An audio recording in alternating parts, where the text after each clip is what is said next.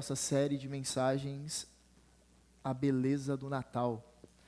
E quando nós falamos de beleza do Natal, a palavra Natal, etimologicamente, ela está ligada ao nascimento, né? A beleza do nascimento.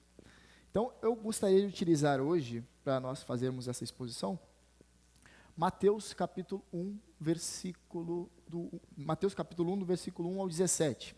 Nós vamos ler a genealogia de Jesus. Você pode abrir na sua Bíblia. Eu vou usar a versão Nova Almeida atualizada. Você pode utilizar na sua. Acredito que nós teremos bastante similaridades, pois é um texto daqueles que não há muita variação para fazer nas palavras. Geralmente são um dos textos que nós pulamos quando nós fazemos as leituras, né? Quando nós estamos fazendo a leitura da Bíblia, nós vemos genealogia e nós começamos a ver por conta da escassez de informações mais extensas, da biografia que estão sendo citadas aqui, dos nomes, né? Nós acabamos pulando. Mas é uma leitura muito proveitosa e eu acredito que nós tiraremos muitas lições daqui. Bom, vamos lá, eu vou fazer a leitura aqui. Livro da genealogia de Jesus Cristo, filho de Davi, filho de Abraão. Abraão gerou Isaque, Isaque gerou Jacó, Jacó gerou Judá e seus irmãos.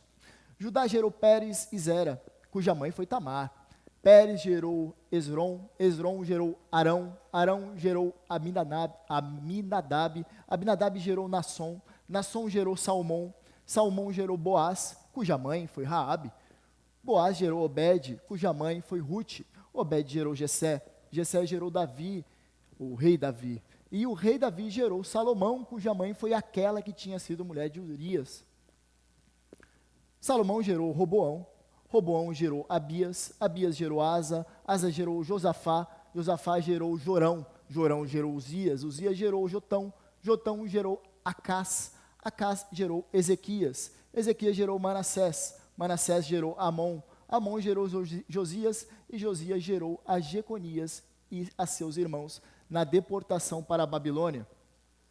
E depois da deportação para a Babilônia, Jeconias gerou Salatiel, Salatiel gerou Zorobabel, e Zorobabel gerou Abiúde, e Abiúde gerou Eliaquim, Eliaquim gerou Azor, e Azor gerou Sadoc, e Sadoc gerou Aquim, e Aquim gerou Eliúde, e Eliúde gerou Eleazar, Eleazar gerou a Matã, e Matã gerou a Jacó, Jacó gerou a José, marido de Maria, da qual nasceu Jesus, que se chama o Cristo. De sorte que todas as gerações, desde Abraão até Davi, são 14 gerações. E desde Davi até a deportação para a Babilônia, 14 gerações. E desde a deportação para a Babilônia até Cristo, 14 gerações.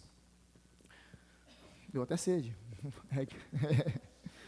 É uma genealogia grande, extensa, e eu gostaria que nós analisássemos com bastante cuidado. O primeiro versículo, irmãos, é, na verdade, o cabeçalho dessa genealogia. E, portanto, nós vamos analisar bem detalhadamente. Depois eu vou separar em 3 listas, né? Como foi separado aqui por Mateus. Então, nós vemos, iniciando o livro da genealogia. A palavra genealogia é comum. Se nós pensarmos um pouquinho a palavra genealogia, de onde ela vem?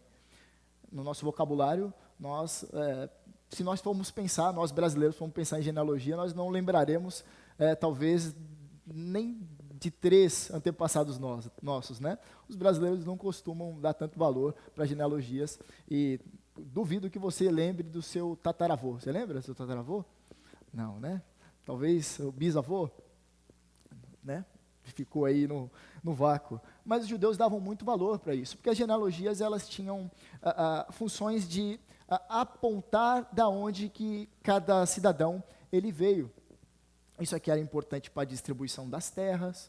Isso aqui foi importante, por exemplo, na hora do retorno do exílio, para aqueles que iriam servir no templo. Só alguns poderiam servir, só de uma determinada tribo poderia servir, de Levi. E aqueles que não eram dessa tribo não podiam. Então, quando eles analisavam lá naqueles registros, eles viram que, como alguns, eles não tinham esses antepassados, portanto, eles não poderiam servir. Os judeus, eles, por darem tanto valor, eles registravam. Então, nós vemos inúmeros registros, nós vemos em Esdras, nós vemos Nomes registrados também no livro de Neemias. Na verdade, a Escritura está repleta de genealogias. Nós vemos o livro de Ruth. E aqui, a Mateus ele vai se preocupar em utilizar o início do seu livro, o Evangelho segundo ele, né? O Evangelho de Jesus Cristo segundo Mateus, a começar pela genealogia. Só que é curioso a gente notar que a genealogia de Lucas e de Mateus tem alguma diferença. Mateus, ele está com um propósito específico e um público específico. Primeiro, analisando pelo público, Mateus ele escreve para judeus, né? E a última vez que eu lembro que eu li, e eu reparei em Mateus e contei, ele escreveu 20 vezes, e isso aconteceu para que se cumprisse aquilo que fora profetizado, prometido, aquilo que havia sido escrito. Ele utiliza muito isso, porque o público dele é judeu. É curioso notar também que ele começa a partir de Abraão, a genealogia, e de maneira ascendente, de Abraão até chegar em Jesus. Lucas, pelo contrário, quando nós analisamos o capítulo 13, né, do Evangelho segundo Lucas, nós percebemos que, desde o início, no capítulo 1, nós já vemos que aquele que ele está endereçando o Evangelho é Teófilo, e um nome grego, Teófilo. Então, ele está endereçando aos gregos, né?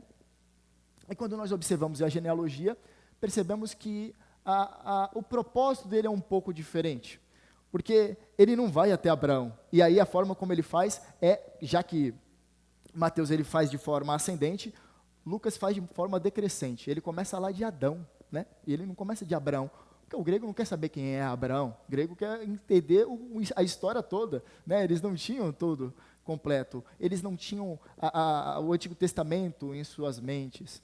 Portanto, tem essa disparidade. Outra coisa aqui, e talvez a mais importante para nós lembrarmos durante essa análise.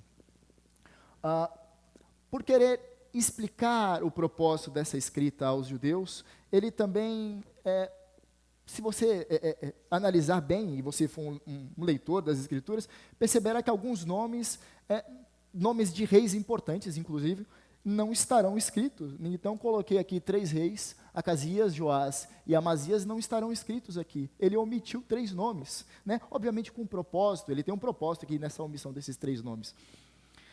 O que ele estava querendo dizer com esse evangelho?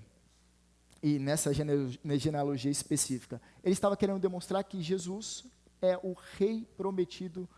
Ele está querendo demonstrar que Jesus é da linhagem de Davi, ou seja, ele está querendo falar que Jesus é o Messias. Ele está falando que Jesus é aquele que foi prometido no Antigo Testamento e agora está se cumprindo. E isso aqui vai ficar de maneira exposta na sequência, mas eu gostaria de observar 2 coisinhas antes. Primeiro, o nome Jesus aqui. Você sabe que o nome Jesus é um nome latinizado, né? É derivado do latim, de Jesus. Se nós olharmos o Novo Testamento no grego, não é Jesus, é Jesus, né? É o grego, é essa palavra. E se você vai para o hebraico, aramaico, um nome mais extenso de Jesus é Jehoshua, ou Jeshua. Eu não sei se você consegue ver ali, eu coloquei um H e um O destacado, porque esse segundo aqui, esse segundo nome, é a maneira extensa, e o outro é abreviado. Essa palavra traduzida por nossa língua seria Josué. Josué, o significado de Josué é Jeová, é a salvação. Só que quando comprimido a palavra, ela recai a ênfase sobre o verbo. Então fica, ele certamente salvará. O nome, então, enxugado, ele fica dando mais ênfase no salvar.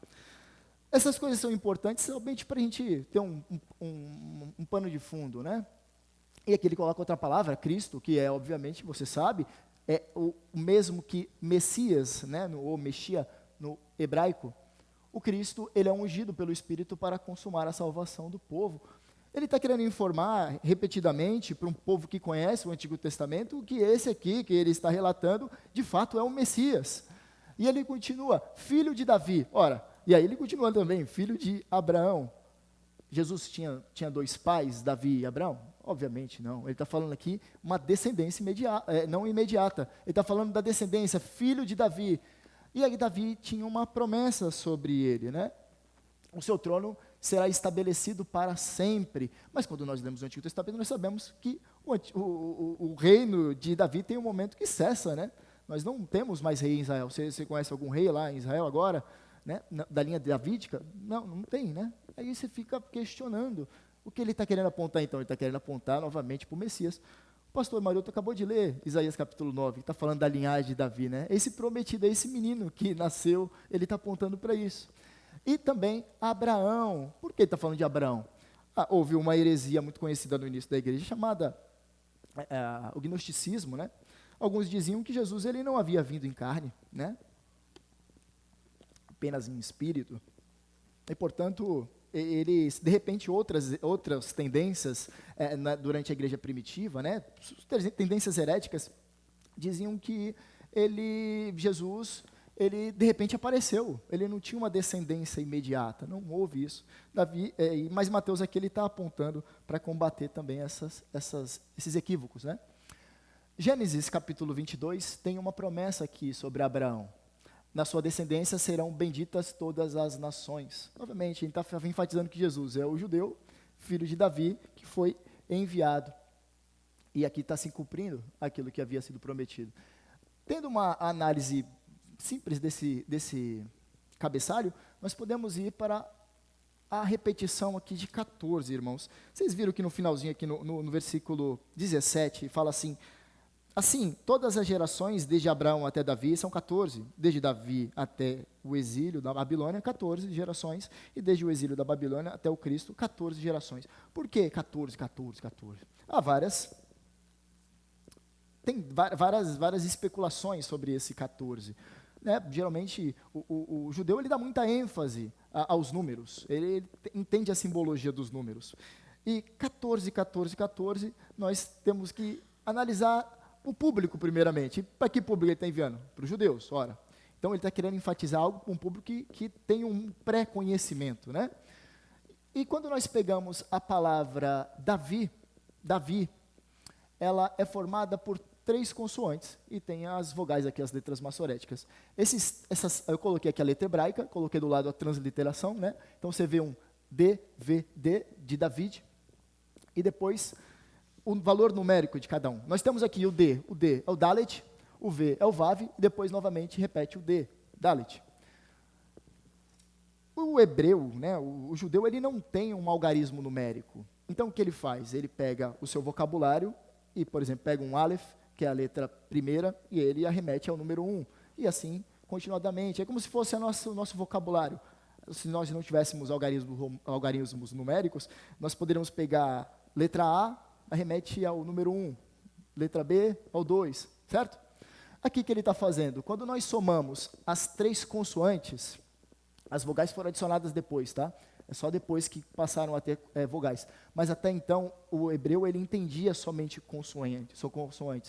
Se você somar essas letras, né, obviamente transformadas em números, dará 4 mais 6 mais 4, totalizando em 14. Então é como se a gente estivesse falando, essas 3 listas, né? A primeira que vai de Abraão até Davi, de Davi até Jeconias e de Jeconias até o Cristo, dá 14, 14, 14. Está enfatizando o quê? Davi, Davi, Davi. 3 vezes, olha que interessante. Porque 3 vezes dá a ideia de completude. Simbologicamente, o judeu ele vai entender o quê? Princípio, meio e fim. Então, ele está falando, ó, se cumpriu. E veja bem, meus irmãos, os judeus naquele período, eles não tinham Bíblias, assim, eles não tinham o Novo Testamento dos Gideões, eles não tinham esse maravilhoso recurso que nós temos, e eu tenho em letra gigante, porque eu enxergo mal. Agora você talvez tenha a Bíblia da mulher, você tem a Bíblia do surfista, tem várias versões hoje, várias capas, tem para todos os gostos, todos os estilos. Mas naquele período não havia. Então a forma de gravar que esse veio e cumpriu aquilo que havia sido prometido, era uma forma didática, seria essa, né? De impregnar com informações repetitivas para aquele público entender. Então nós entendemos 14, 14, 14. Isso aqui já é um empecilho. É interessante fazer menção também que quando nós comparamos o Evangelho segundo Lucas e o Evangelho segundo Mateus nas genealogias, Mateus ele vai dar ênfase sobre os reis, certo? A linhagem real, a linhagem davídica. Enquanto Lucas ele vai dar ênfase a todas as pessoas. Então, quando você compara as duas, você fala, poxa, mas tem alguns nomes diferentes, né? Tem algumas mudanças aqui.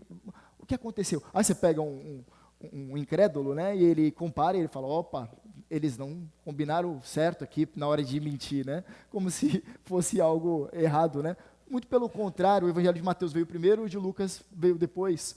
E, curiosamente, alguns críticos dizem que Lucas teve contato com o Evangelho de Mateus, até porque o Evangelho, esses três primeiros Evangelhos, Mateus, Marcos e Lucas, eles são chamados de Evangelhos sinóticos, eles repetem muitas vezes as histórias. Você vê que a estrutura ela é muito similar, né? Então, obviamente, não foi o intuito de Lucas mentir, não foi o intuito de Lucas trazer uma nova informação que não era conhecido do livro de Mateus. Ele está querendo endereçar para um outro público, apenas isso.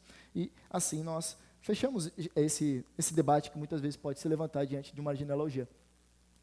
Mas aí, eu fiz essa separação aqui, irmãos. Você vai ver que quando nós somamos todos os nomes, não dá 42, né? Aí você pensa e fala, poxa, Mateus era um cara da coletoria de impostos, um cara que manjava das contas e ele errou a conta, né? Pensou, como ele errou um negócio desse aqui? E alguns dizem que nessa genealogia, o que se repete, o nome que vai se repetir é o de Davi.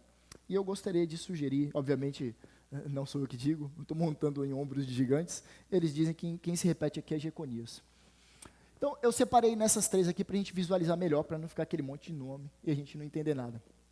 Abraão até Davi, nós podemos entender como o período de ouro de Israel, né? Nós temos aqui os patriarcas, nós temos aqui uma tribo representada por Judá, os líderes da tribo, até nós chegamos em Boaz, muito conhecido, nós vemos Jessé e Davi, que é o rei mais conhecido, né? É o tempo de ouro de Israel, é o período que eu coloquei aqui como teocracia. E a palavra teocracia é composta por duas palavrinhas aí que nós conhecemos, de theos, né? Deus, cracia de governo. Então, governo de Deus. A segunda eu coloquei monarquia, que vai de Salomão até Jeconias, que é o período dos reis, um período bem conturbado, o período da monarquia, a linhagem, os filhos de Davi aqui, e um período pré-exílio, né? O período antes deles serem deportados para a Babilônia. E na terceira linha, de Jeconias até Jesus Cristo. Aqui é o período de retorno. E aqui você já não vê mais teocracia nem monarquia, aqui nós vemos uma hierarquia apenas, né? Muitos deles nós não temos informações para trabalhar, não temos dados biográficos, melhor dizendo. E aqui eu gostaria de analisar essas três partes separadas. E aí nós vamos extrair 3 lições a partir delas. Nós vemos aqui Abraão, Isaque e Jacó. Ora, quando Deus se revela a Moisés, ele diz que ele é o Deus dos antepassados dele, o Deus de Abraão, Isaque e Jacó. Judá tinha uma bênção sobre ele, né? A bênção da realeza. Olha que curioso. O cetro não se afastará de Judá. Essa é a promessa ali, José falando Jacó falando sobre os seus filhos na hora da sua morte. Nós temos Nasson, que é um líder. É muito interessante que tem pouca menção sobre ele, mas é curiosa a história dele. Ele é um líder e um comandante da tribo de Judá. Ele foi o primeiro a oferecer a oblação quando o tabernáculo ficou pronto, o primeiro, né? E também a outra menção, ele levantando o estandarte de Judá, e ele sempre indo à frente, né? Um grande líder. Nós vemos Boaz durante os dias dos juízes, né? O livro de Ruth começa assim, durante os dias dos juízes. É uma forma de dizer, durante um período conturbado, como foi do juízo, um período triste da história, como foi do juízo, né? Levantavam juízes maus, juízes não tão bons, é um período de oscilação muito grande. Mas esse homem, ele era o resgatador de Ruth e um agricultor próspero, né? Nós podemos colocar assim, quantas qualidades esses homens tinham. E Davi, ele tem muitas informações sobre o rei Davi, né? É o homem segundo o coração de Deus, ele era pastor de ovelhas, ele se torna o segundo rei do Reino Unido, ele também é um guerreiro, é um profeta, um músico, um poeta. Davi é completo, né, nesse sentido. Muitas informações, e nós podemos tirar bastantes informações de cada biografia, porque há muito a ser escrito sobre a vida deles. Agora, nós não estamos interessados naquilo que havia de bom apenas neles. Nós temos aqui as marcas do pecado sobre a vida desses homens. Nós analisamos Abraão Isaac e Jacó, veja bem, nós estamos falando dos patriarcas, nós vemos a mentira muito presente na vida dos três. Olha que interessante, Deus escolheu 3 mentirosos para ser os seus primeiros da linhagem dos hebreus. A mentira é muito presente. Aqui embaixo eu coloquei as referências, se você quiser depois pesquisar, e eu coloquei as cores também para te localizar. Veja bem, Abraão, ele fala o seguinte para sua esposa Sara: vamos fingir que você é a minha irmã, para que Abimeleque não pense que por você ser muito bonita e venha me matar, né? A ideia dele falou: vão olhar para você, vão falar que você é muito bonita, vão fazer o que comigo, porque sou seu marido? Vão me matar. Então, vamos falar que você é minha irmã, né? Depois ele vai repetir, na verdade ele faz isso com os egípcios e faz isso com Abimeleque. O filho dele vai fazer a mesma coisa. Isaac, ele vai repetir esse mesmo erro. Ele se vira para Rebeca e pede a mesma coisa, né? Pede para ela mentir. A mentira parece que era algo bem presente. E quando até que nós chegamos em Jacó, o nome dele é o suplantador, a tradução, né? Ou enganador, um cara mentiroso. E nós vemos ele enganando várias pessoas, nós vemos ele enganando, ele entra em aliança com a sua mãe para enganar o seu pai, ele engana o seu irmão. Na verdade, ele já nasce enganando, né? Segurando o calcanhar do seu irmão. É interessante que depois ele vai enganar o sogro dele, e depois voltando, ele engana, na verdade, ele engana 3 vezes o irmão, né? Esaú, ele sabe quem era Jacó e o seu caráter. Ele engana primeiro com um prato de lentilha, ele engana depois tomando a bênção da primogenitura, e por último, no retorno, né? Ele começa a mandar os presentes por mão dele, vai amansando a fera. Estava revoltado, ele vai mandando devagarinho. 3 vezes, muito bom de enganar Jacó. Mas aí nós vemos Judá, e é interessante a genealogia de Mateus, ele inclui nome de mulheres, irmãos. Ora, se fosse para colocar só pessoas boas, esses 3 primeiros já não entravam, né? Só que ele coloca nome de mulheres também, que não era muito comum, só colocava dos homens, ele coloca aqui o nome da mulher, e a primeira mulher aqui, uma cananeia, não era necessário colocar uma mulher, ainda mais uma estrangeira, que era aconselhado que os judeus não se relacionassem com mulheres de outros povos. Aí nós olhamos para Judá e falamos: olha, esse homem aí, o cetro não vai se apartar de Judá, que esse homem deve ser, né? Mas não, irmãos, ele também não tem uma história muito interessante, não. Primeiro que ele não é primogênito, e aqui é curioso, né? Quando nós analisamos a herança, para quem fica, geralmente é o primogênito, né? Só que ele não era o primogênito, ele era o... Eu ia ter que procurar essa palavra, que é difícil, viu? Porque nunca vi ninguém mencionando, e eu falei: não, deve ter, se existe primogênito, deve ter a sequência, né? E aí eu vi, é o quartogênito, ele é o quarto, tinha 3 antes dele, é o 4º filho a ser nascido, então ele não era o primogênito. Mesmo assim, você percebe graça sobre a vida dele. Agora nós vemos a vida dele marcada por inveja, quando ele e seus irmãos se unem para tramar, olha, eu quase confundi com o nome da moça, para tramar contra José. Inveja marcando esse homem. Depois nós vemos a imoralidade sexual nele, né? A forma como ele lidou com o caso da sua nora. Ele viu uma prostituta na estrada e se deitou com essa prostituta. Ainda, mais tarde, saber que ela era Tamar, né? Recentemente o pastor Mariotto, ele pregou sobre essa mensagem. Nós vemos também a sua contraversão. Ele deu a palavra para a nora e não cumpriu. Por isso ela fez o que fez. Se vestiu de prostituta e se deitou com ele. E aí nasce os nomes que são mencionados também na genealogia. Pérez e Zerá. Ou Zerá, né? Tem um acento. Como eu disse, Tamar, uma cananeia sendo mencionada. Nós vemos aqui a prostituição sendo presente aqui no patriarca. Na história da descendência de Jesus, a prostituição. E aqui também colocamos Pérez. Pérez é curiosa a história dele, porque durante o momento do parto, ele e o irmão dele, saiu um primeiro, e a parteira vai lá e coloca uma fitinha no braço para identificar. Só que dentro do ventre ali, Pérez sai primeiro. Olha que curioso, né? Tem a inversão aqui. E o nome dele até, eu não lembro de ter anotado, mas tem uma referência negativa por ele ter feito isso ainda no ventre, né? Olha, curioso, ele não é o primogênito, ele é o secundogênito.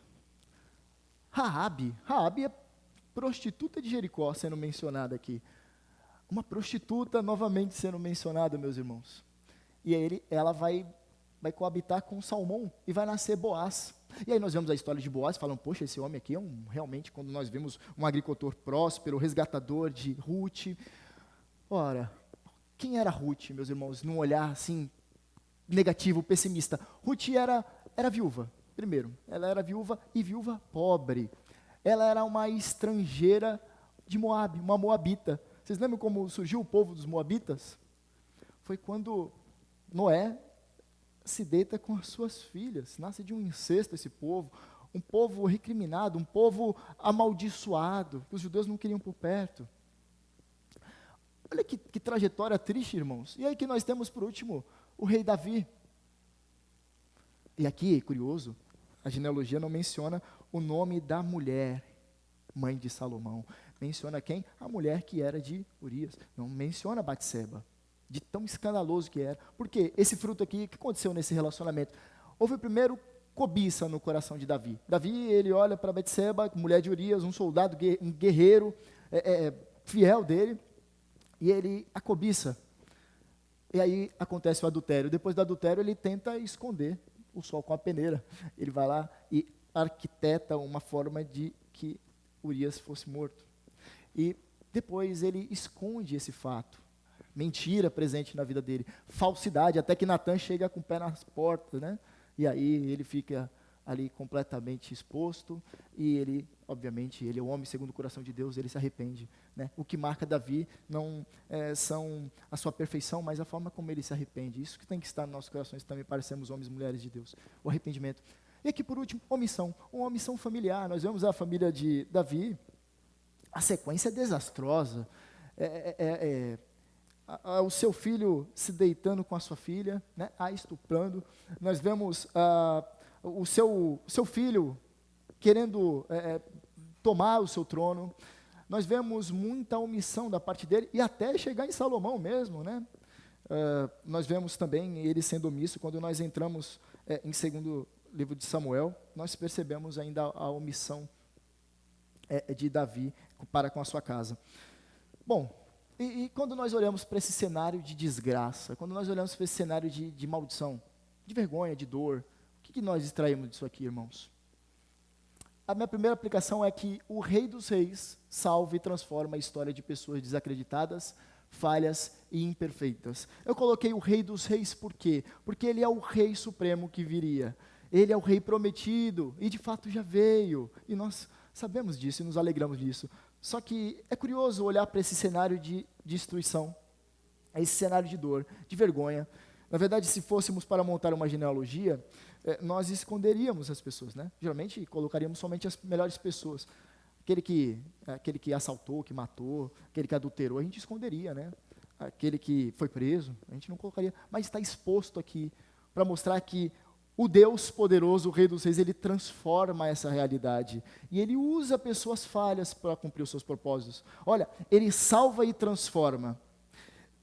E aí, meus irmãos, quando nós chegamos no período de Natal, geralmente começamos a pensar sobre as festas de Natal, né? Nós começamos a pensar se a nossa família estará unida. E aí pensamos, houve uma época que a minha família estava mais unida, né? Você tem família difícil? Vou fazer uma pergunta retórica aqui. Você tem família difícil? Você concordou, então somos dois. Famílias difíceis são muito, muito da nossa realidade, não é? Famílias com vínculos quebrados, famílias que estão separadas, famílias que não se encontram mais. É filho que não fala com o pai, é pai que não fala com a filha, são parentes separados, são relacionamentos quebrados, são um cenário de horror, de vergonha, de dor, porque um fez algo que o outro não gostou. Só que o Senhor Jesus, ele transforma esses cenários, meus irmãos. E aí, qual é essa aplicação para a gente? Nós olhamos que essas pessoas que estão expostas aqui, a partir da descendência dela, veriam a redenção, veriam o Salvador. Veriam aquele que traria redenção para a humanidade. E nós aqui, nesse salão aqui, nós somos pequenos cristos, né? É isso que significa cristão, né? Cristã, pequeno Cristo. E o pequeno Cristo, aquele que imita o Salvador, obviamente nós não faremos o que ele fez, né? Porque ele já pagou pelos nossos pecados. nós não faremos milagres como ele fez, né? Porque havia propósitos específicos ali para mostrar que ele veio. Mas o que nós utilizamos disso aqui? Onde nós entramos aqui como pequenos cristos? Pequenos cristos não lambem suas feridas. Você sabe que autocomiseração, a palavra autocomiseração é lamber feridas, é você ficar com pena de você mesmo. Aí começa a chegar o período de festa de final de ano, e você começa a olhar para a sua vida, e você começa a se entristecer com o cenário onde você está envolto. Aí você olha para a sua família e fala, poxa, a minha família podia ser perfeita, podia ser como a família dos filmes de Natal, que geralmente são aquela mesa farta, a família toda reunida, né? Esse é o meu desejo, e deve ser o seu desejo também, mas não vai ser assim. Possa ser que não seja assim, corrigindo. Somente se o Senhor, Ele entrar através da sua vida, e através da sua vida o Evangelho ser pregado, o testemunho ser anunciado. Meu irmão e minha irmã, eu acredito que nós, no Brasil, temos um cenário de muita imoralidade, né? O Evangelho tem sido privado de chegar em escolas, como nós acabamos de ouvir. A tendência é que as coisas venham a piorar, mas nós somos chamados não para ficarmos lambendo as nossas feridas, mas para anunciar o Evangelho. Meus irmãos, essa aqui é uma verdade. Quando eu analisei esse texto, eu percebi que cada lista estava falando sobre um atributo de Deus. Nós vemos um Deus que é gracioso, nós vemos um Deus que é misericordioso, nós vemos um Deus que alcança o perdido, que salva aquele que está deitado, aquele que não consegue ter forças para se levantar. O imperativo dessa aplicação aqui, que o Rei dos Reis salva e transforma, é que através dessa ferida que você fica lambendo, saia poder para curar. Se você analisa para a história do nosso Senhor, você analisa a vida dele, o ministério dele, você percebe que ele não ficou se lamentando por ter nascido pobre, por ele ter sido rejeitado, inclusive por seus familiares, por ele ter sido abandonado pelos seus discípulos. Não, de forma alguma. Através das feridas dele veio o poder para curar, para salvar, para libertar. E através dos nossos traumas, das nossas dificuldades, tem que sair também. Nós temos que utilizar aquilo que nós temos sofrido para demonstrar que o poder de Deus se manifesta na nossa fraqueza. E as pessoas olharem e verem, de fato, esse Senhor transforma e salva. Amém? A segunda lista. E aqui a segunda lista é drástica. Quando você olha assim, eu coloquei bem centralizado, e coloquei 3 nomes grifados, né? Coloquei Asaf, ou Asa, Josafá e Ezequias. Esse aqui, quando você analisa assim, é tranquilo, né? São reis. Reis, geralmente, pensamos que seriam todos corretos. Mas aqui eu fiz uma separação, eu coloquei reis maus e reis bons. Coloquei 2 cores aqui, para dar esse contraste aqui, ó. Reis bons e reis maus. Perceba que alguns, eles não são de todo mal. Outros, são totalmente maus. Alguns, eles são bons, né? As Escrituras revelam pessoas íntegras, pessoas tementes a Deus. E quando nós olhamos para Salomão, nós lembramos o quê? Era um homem que era sábio, um homem que pediu sabedoria e recebeu sabedoria. Mas ao final da vida de Salomão, ele é marcado sua vida pela idolatria. É um homem que amou as suas mulheres, e não eram poucas, eram 700 mulheres e 300 concubinas, ou seja, 1000 mulheres. Mas essas mulheres todas, naqueles dias, tudo de uma vez. Que terrível. Mulheres bravas, revoltosas. Ele demoraria 3 anos para visitá-las todas. Que terrível seria visitar toda vez que ele for na casa, as mulheres estarem bravas, hein? Só que ele, apesar de ter amado muito a Deus, ele também amou muito as suas mulheres e também os deuses das mulheres. E ele se tornou um idólatra. A vida dele é marcada dessa forma. Roboão, ele vai repetir o erro do seu pai, as Escrituras dizem. E ele vai ser um idólatra também. E é o governo de opressão marcado a vida dele. Ele, ao invés de ouvir os conselhos do povo, por conta dos altos tributos, né, para a construção do Templo de Salomão, a construção do Templo de Salomão foi barato? Não. Barato não custa só por lá do Brás, né? Esse aqui custou bastante. E o povo colocou a mão na massa. Só que também tinha trabalho forçado. E aí o que acontece? O povo se reúne, vai até Roboão, filho de Salomão, e fala, ó, muito pesado, tá, né? A gente tem sofrido muito. Dá um alívio. Tira esse peso que está sobre nós. E aí ele vai pedir conselhos Primeiro para os mais velhos, os anciões. Os anciões dirão, alivia a carga do povo. Né? E ele vai depois pedir conselho para os jovens. E aí os jovens dizem, não, tem que realmente cobrar o povo mesmo, tem que aumentar o tributo, tem que ser mais pesado, tem que pesar a mão sobre esse povo. E aí o que acontece? No ano 930 a.C., vai ter a ruptura do Reino Unido. O reino se divide, norte e sul, a partir de um rei que não deu ouvidos, não há nem menção nenhuma no relato da biografia dele, que ele deu ouvidos ao Senhor. Nós seguimos e vemos Abias. Ele foi infiel como seu pai, é o que revela as Escrituras. Ele foi um homem infiel com o Senhor. Agora nós vemos Asa ou Asaf, um homem que foi um homem íntegro, né? As reformas que ele fez, eu até coloquei um reformador. Ele era um reformador espiritual, um reformador religioso, e ele era um intercessor.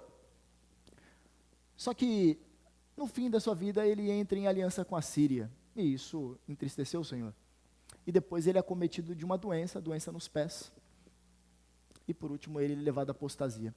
É triste a história de Asa, pois ele foi um grande reformador, mas no final de sua vida ele virou as costas para o Senhor e disse que ele não procurou o Senhor, só procurou os médicos, não se voltou ao Senhor. Talvez isso ensine a nós, quando nós estivermos enfermos, buscar o Senhor, não somente depender da medicina, que é importante, mas o Senhor também tem poder para transformar e curar. Josafá também um reformador espiritual, um reformador religioso. Josafá foi um rei brilhante, um rei temente ao Senhor. Mas fica algo escrito no relato sobre a vida dele, que ele não derrubou os postes ídolos, os altares idólatras. Talvez o único erro de Josafá.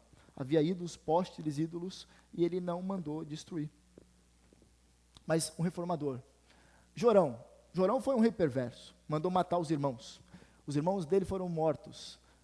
Ele também foi um idólatra. E aí, curioso, o finalzinho da história dele diz que o povo, diante da morte dele, diz que a vida dele não deixou saudades.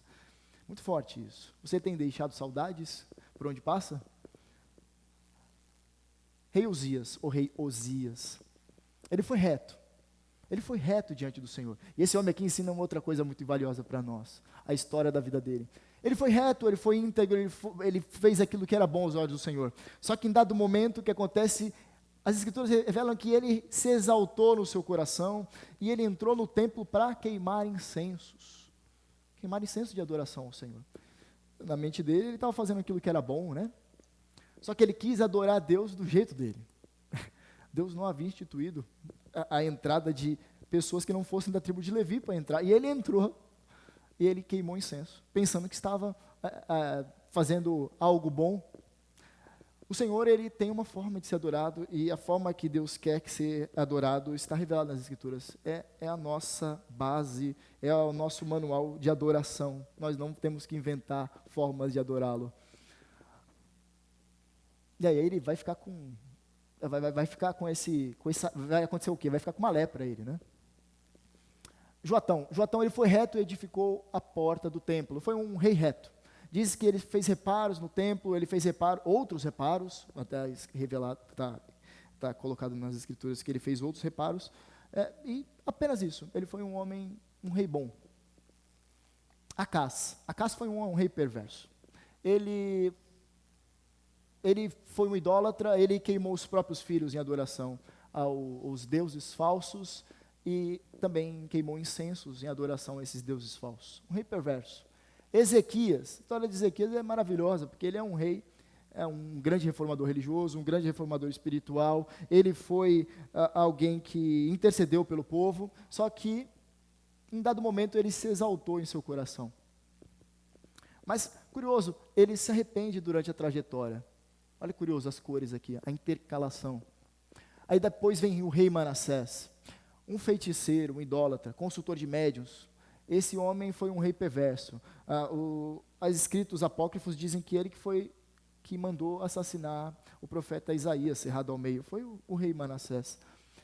Um rei dos piores. Mas, no final da sua vida, ele se arrependeu.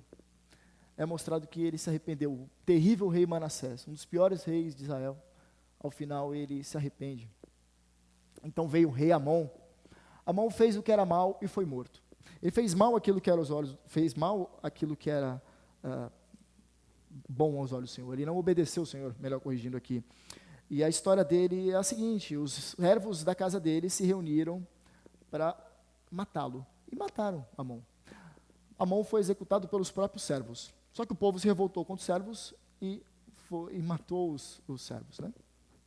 E aí pegaram e fizeram o quê? Levantaram Josias, o filho desse rei perverso, Amon, no lugar dele. Josias começou a reinar com 8 anos de idade.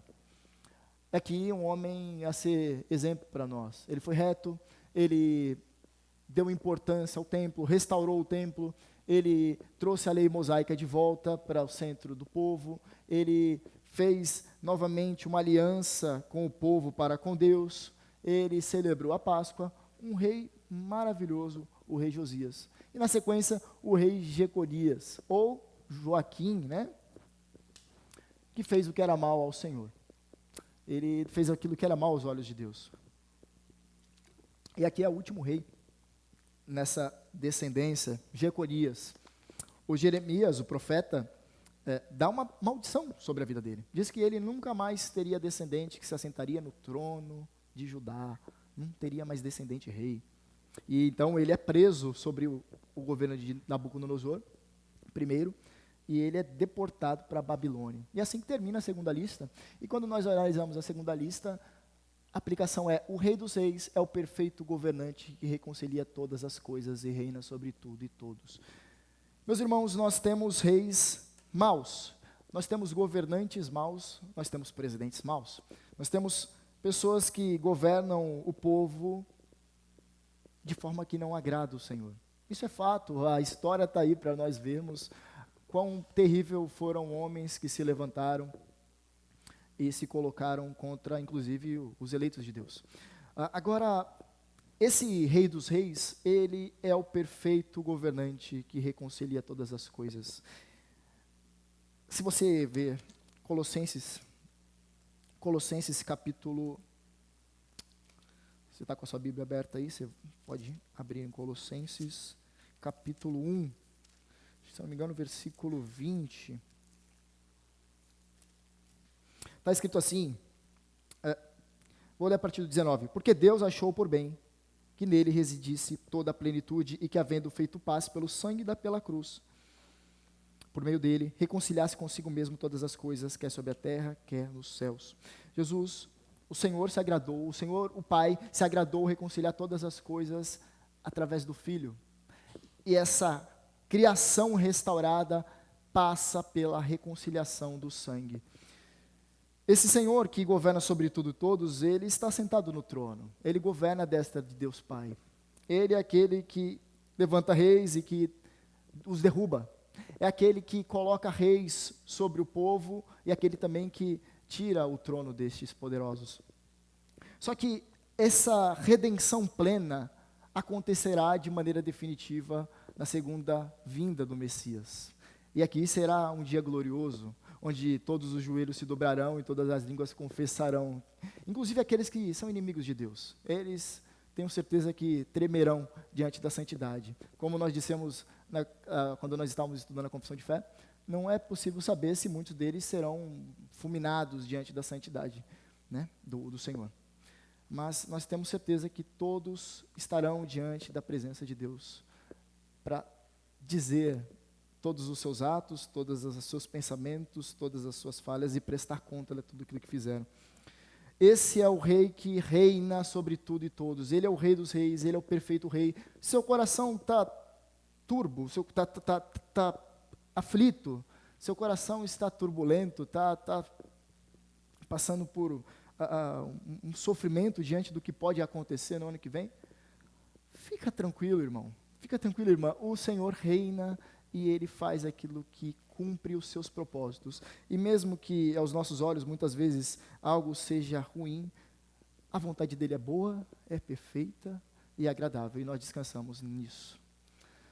A última genealogia começa com Jeconias. Por que você começou com Jeconias? Meus irmãos, aqui há um trocadilho de palavras que eu acho fascinante. A palavra Jeconias, ou Joaquim, significa Deus estabelece. Deus estabelece. Esse homem aqui, vocês lembram, ficou uma maldição sobre a vida dele, né? Ele nunca mais teria filhos que se sentaria no trono de Judá. Não haveria mais descendente sobre ele. Mas o nome dele significa Deus estabelece. É relatado em Jeremias, ali no finalzinho, no capítulo 52, que passa primeiro o rei Nabucodonosor I, segundo, e aí chega um rei chamado Evil-Merodach. Evil-Merodach. Ou pode ser Marduk, depende da tradução. E o trocadilho está aqui nessa palavra. Esse homem que estava preso, com roupas de prisioneiro, é chamado por esse rei chamado Evil-Merodach, e é tirado da prisão. E é colocado na mesa onde que o rei fazia suas refeições. Ele é colocado num lugar de honra. Esse homem é tratado com bondade pelo rei. Está escrito lá em Jeremias capítulo 52. Ele é tratado com bondade e está escrito que todos os dias da vida dele, ele se assentaria com esse rei na mesa. O rei demonstrou bondade para com ele. Agora, onde está o trocadilho disso? O trocadilho está que o nome de Jeconias é Deus estabelece, pode colocar Yahvé estabelece, ele está falando do Deus Trino, está falando do Deus de Israel, ele que estabelece, e o nome do outro rei, Evil-Merodach, significa filho de Merodach. Merodach, ou Marduk, é o Deus supremo da Babilônia. Aqui está o trocadilho. Deus, ele está demonstrando o quê? Que ele tem poder para realizar, mesmo que os falsos deuses estejam reinando, ou melhor, os seus representantes estejam reinando. Deus, ele demonstra soberania sobre os falsos deuses.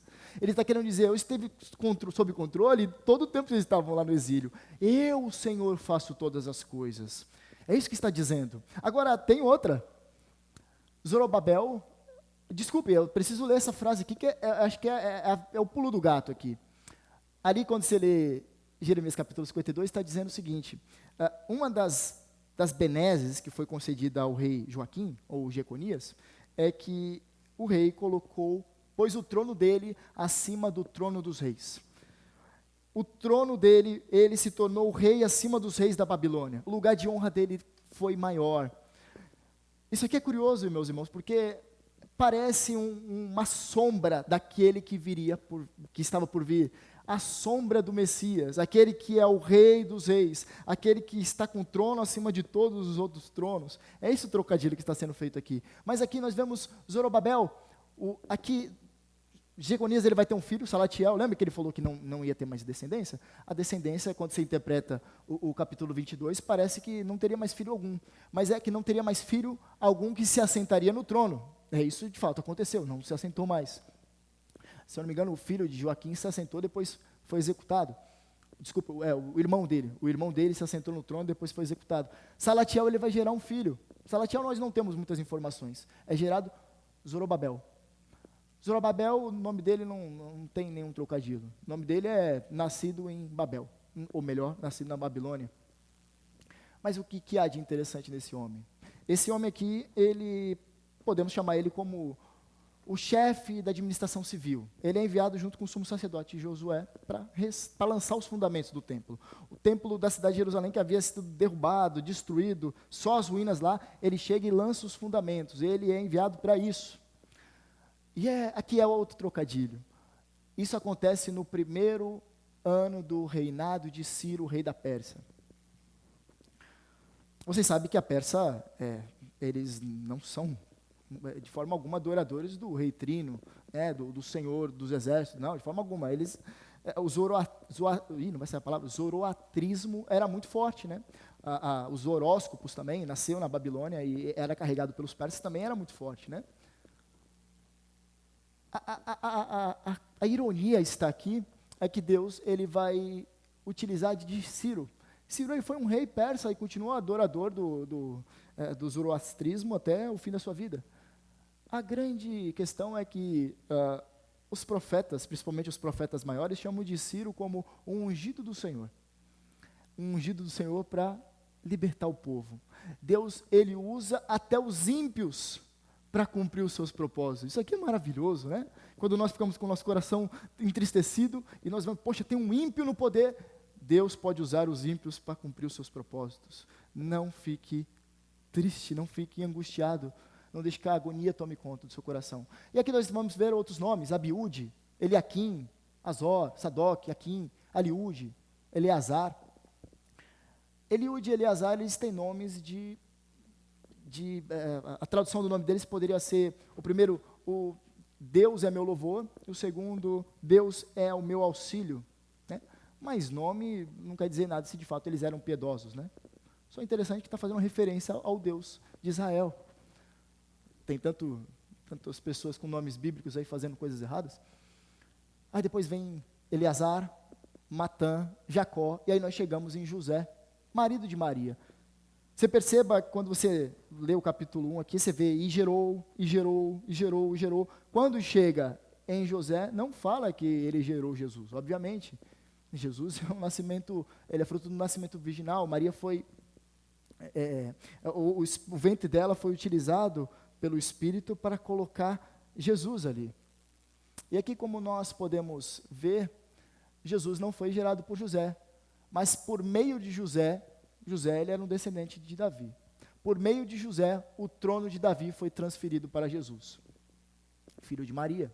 Maria era uma outra mulher sendo mencionada, que curioso. Nós vemos então, primeira mulher, não vemos Sara, nós não vemos mulheres piedosas, nós vemos Tamar, uma cananeia, nós vemos Raabe, uma prostituta de Jericó, nós vemos Ruth, uma moabita, nós vemos Betseba sendo mencionada, muito possivelmente ela era eteia, já que o marido dela era eteu, ela, não sei se essa eteia fica meio esquisita, né? Deve ser etia, não sei. Também uma estrangeira, e agora Maria. Maria, ela era pecadora. Quando o anjo está diante dela, ela diz: me alegro, me exalto, meu coração está exaltado no Deus da minha salvação, no meu Salvador. Ela reconhece que era pecadora. Essa mocinha aqui, Maria, muito possivelmente Maria, ela tinha de 13 a 15 anos. De Nazaré, caipira. Nazaré era um ovinho, irmãos. Mas essa menina sendo... olha como funcionava antigamente um casamento. É muito curioso e dá até para aplicar nos nossos dias. Obviamente dentro das suas condições culturais. O noivo, ele vai se encontrar com o pai da noiva. E diz que quer se casar com a filha desse homem. E aí, ok, eles fazem um acordo. Aqui é noivo, tá? É o noivo. É o marido, só que ainda não havia consumado de fato. Aí o que esse homem vai fazer? Ele vai trabalhar para enviar o dote. O dote é enviado, né? E aqui na nossa cultura seria estranho, né, se o homem chegasse com uma quantia de dinheiro e entregasse para o sogro, falasse: eu quero me casar com sua filha. Parecia que estava querendo comprar a moça, né? Mas para o pensamento do judeu era diferente. Falar: ele dá valor para mim. E o que ele tinha que fazer? Ele não podia pegar o dinheiro da herança dele. Ele tinha que trabalhar. Então José saiu para trabalhar, para juntar grana, gente, para voltar com o dinheiro lá e até demonstrar, falar: eu tenho como sustentar essa mulher. Então ele retorna. Só que nesse meio tempo, o que acontece? Essa mocinha de 13 a 15 anos, que é o período onde que as mulheres se davam em casamento, ela se acha grávida do Espírito Santo. Agora, imagine essa mocinha, com 13 a 15 anos, a mente dela, ir num lugar que é um ovo. Imagine, você conhece lugar pequeno? Lugar pobre, favela, barraco colado um no outro, todo mundo ouvindo um que o outro disse.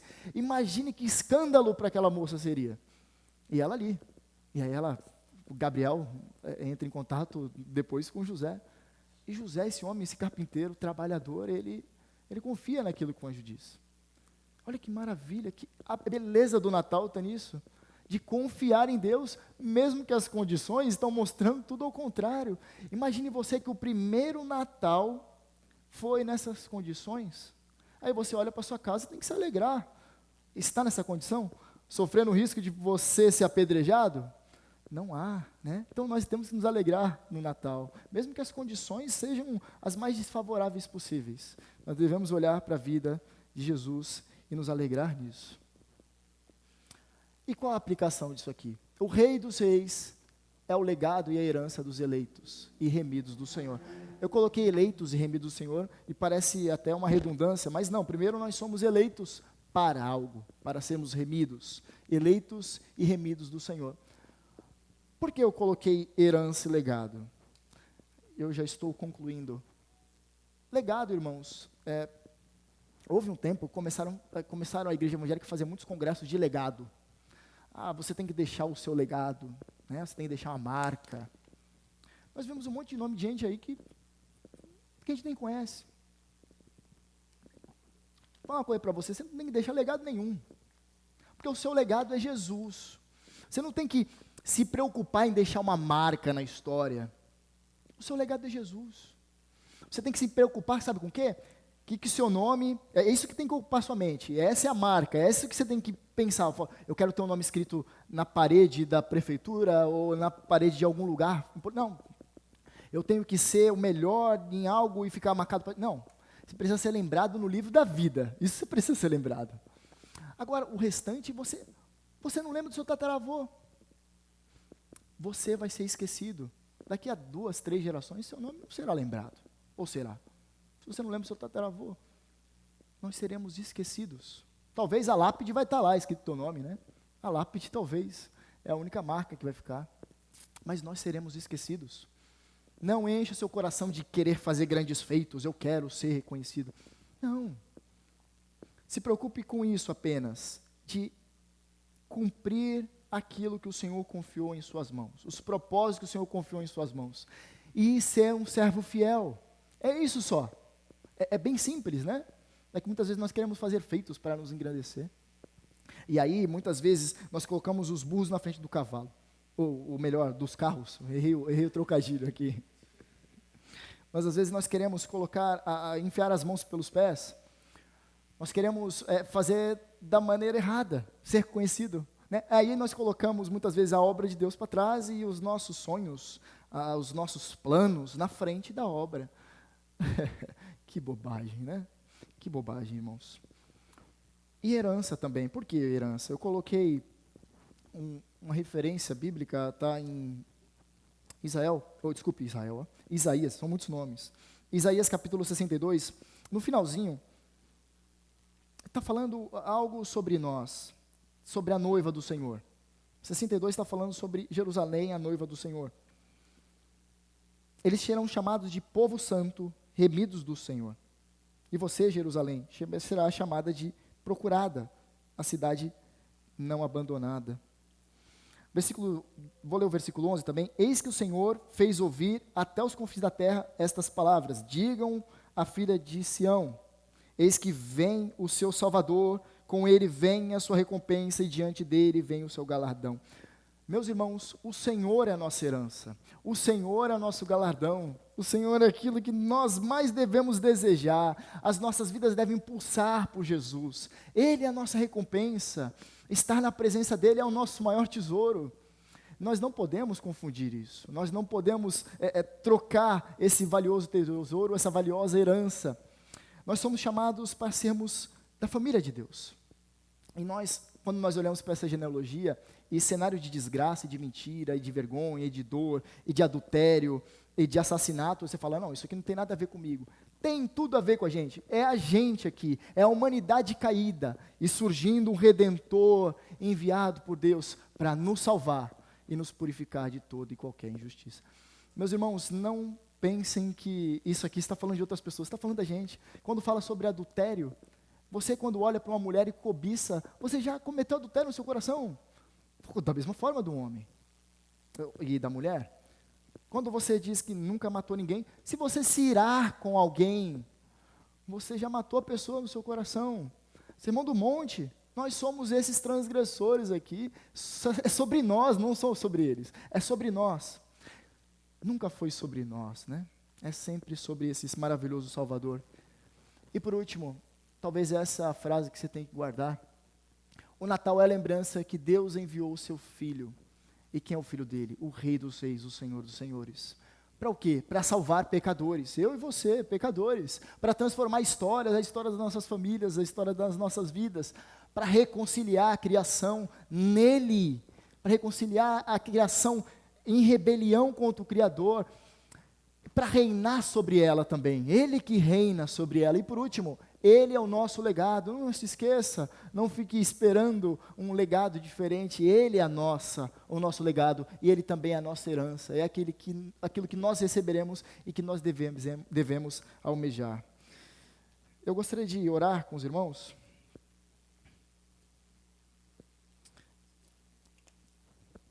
Pai querido, nós te louvamos, pois o Natal é bem mais do que presentes, o Natal é bem mais do que ceia, é bem mais do que família reunida, o Natal é bem mais do que consumo desenfreado, é mais que comercial, é mais do que shopping center lotado, é mais do que enfeites de Natal.